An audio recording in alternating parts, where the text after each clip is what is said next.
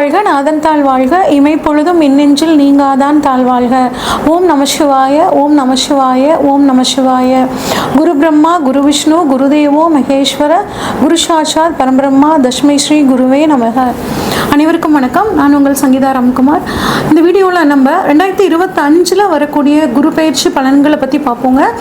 குரு பார்க்க கோடி நன்மை அப்படின்னு சொல்லுவோம். ஜாதகத்தில் மற்ற கிரகங்கள் எந்த அளவு வீக்காக இருந்தாலுமே குருவோட பார்வை நமக்கு அற்புதமான ஒரு பலன்களை கொடுக்கும். குரு இருக்கிற இடத்த விட பார்க்குற இடத்துக்கு பலன் அதிகம் அப்படின்னு சொல்லுவாங்கங்க.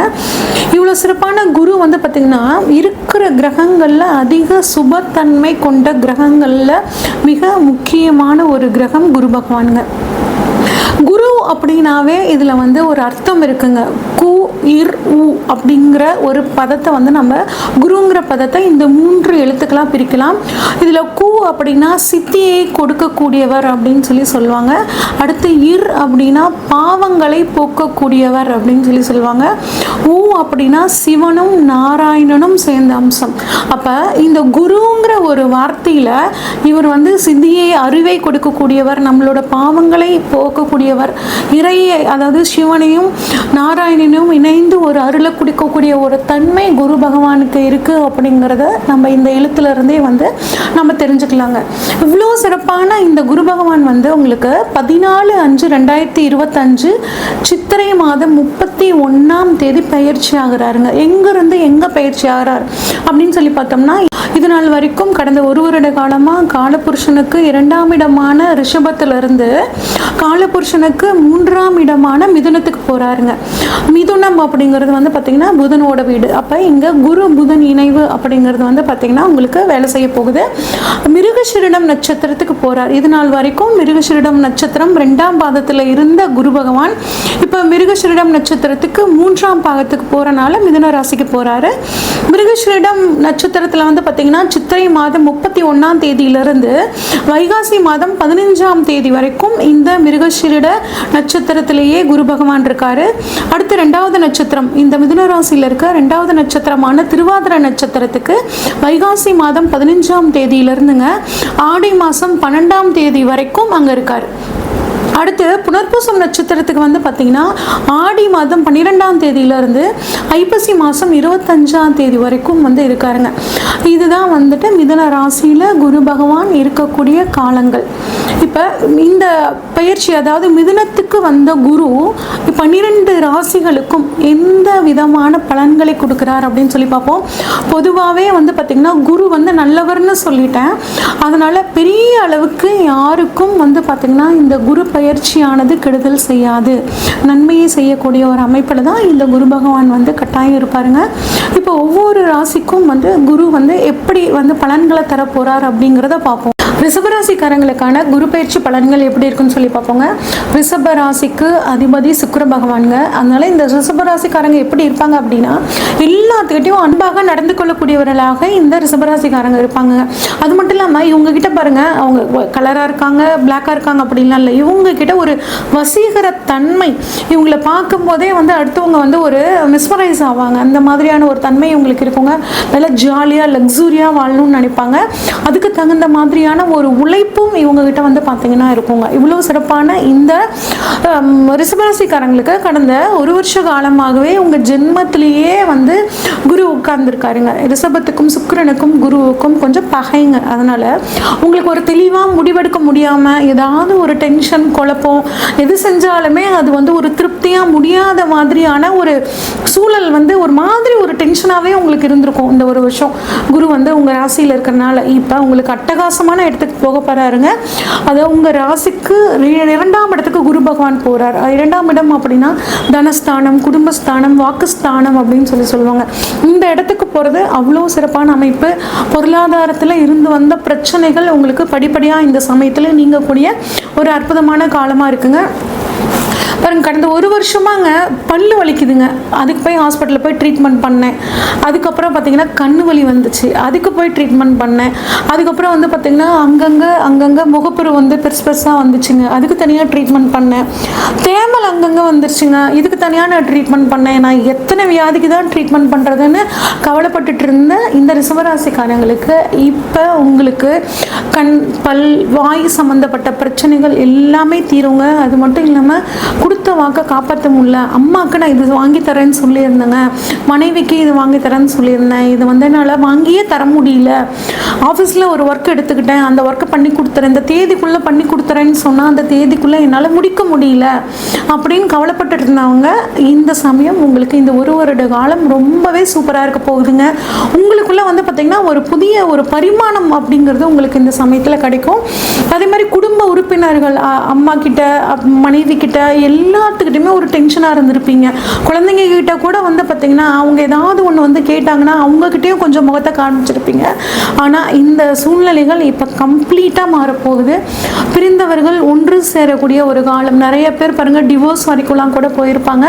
இப்போ அவங்க உட்காந்து மனம் விட்டு பேசுனீங்கன்னா அவங்க மனைவி, ஏன்னா உங்களோட இதில் பாதி அவங்க சிவன் பாதி சக்தி பாதின்னு சொல்கிறாங்களே, அந்த மாதிரி உங்களில் பாதி உங்கள் வாழ்க்கை துணை அப்படிங்கிறத புரிஞ்சுக்கிட்டு உங்களோட நல்லது கெட்டது வந்து பார்த்திங்கன்னா அவங்களையும் பாதிக்கும் அப்படிங்கிற விஷயத்த மைண்டில் வச்சுக்கிட்டு நீங்கள் அவங்களோட உட்காந்து பேசும்போது உங்கள் ரெண்டு பேர்த்துக்கும் இருந்து வந்த பிரச்சனைகள் நீங்கி குடும்பத்தோட சந்தோஷத்தோட ஒரு மன மகிழ்ச்சியோடு நீங்கள் வாழக்கூடிய காலமாக, ஒரு பொற்காலமாக இந்த காலம் உங்களுக்கு சூப்பராகவே இருக்க போகுதுங்க.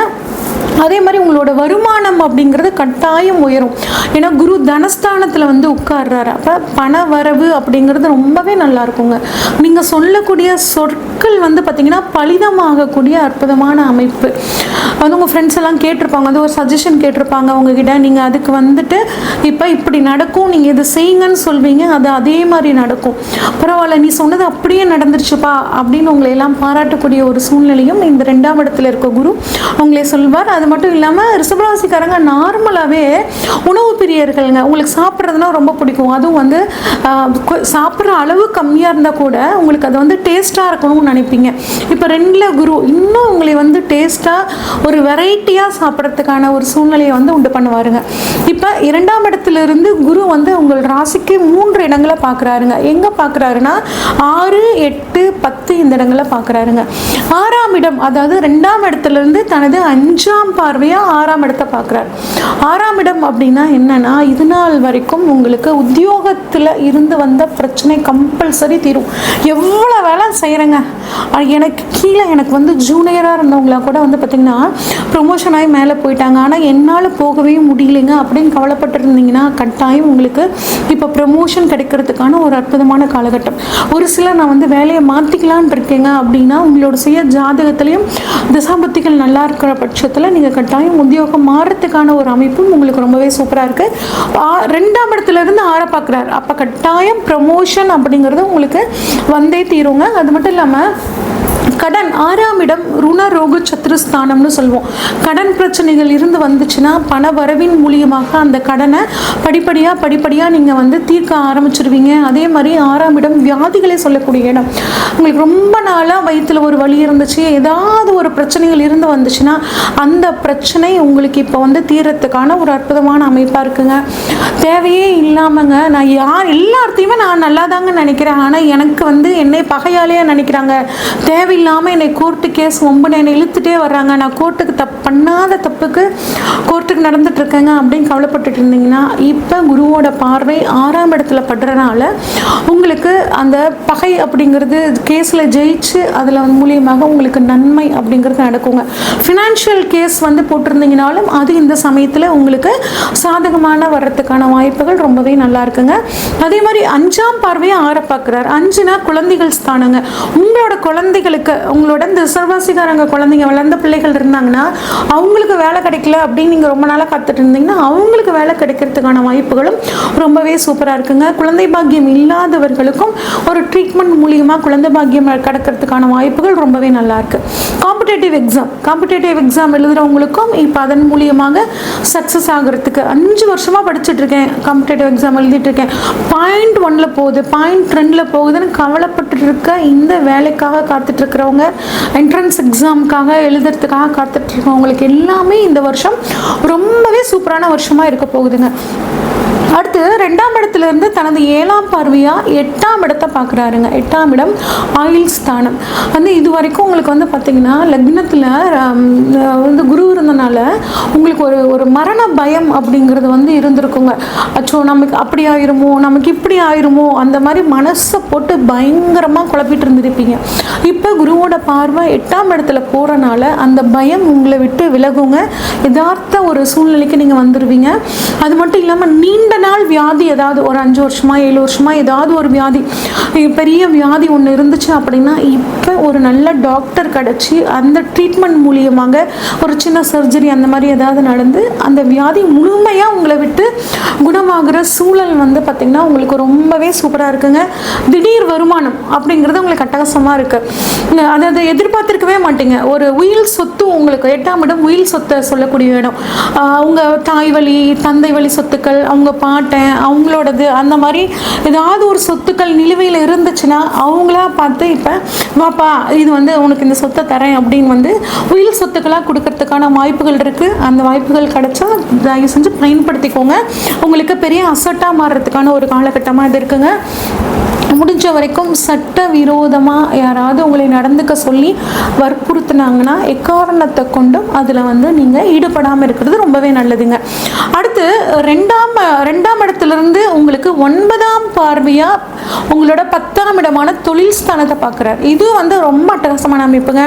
நான் வெளிநாட்டில் போய் தொழில் பண்ணணும், வெளி மாநிலத்தில் தொழில் பண்ணணும் அப்படிங்கிறது எனக்கு மிகப்பெரிய கனவு அப்படின்னு நினச்சிட்டு இருந்தீங்கன்னா 9 அப்படின்னா இடம் மாற்றம், வெளியூர், வெளிநாடு குறிக்கக்கூடிய இடங்க.